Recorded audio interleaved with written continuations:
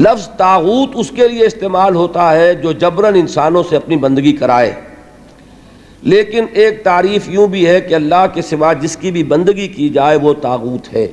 یہ اصل میں کسی صاحب نے کوئی بے احتیاطی میں جملہ لکھ دیا ہے، تو اس طرح کے جملوں کے اوپر کوئی بحث نہیں کرنی چاہیے۔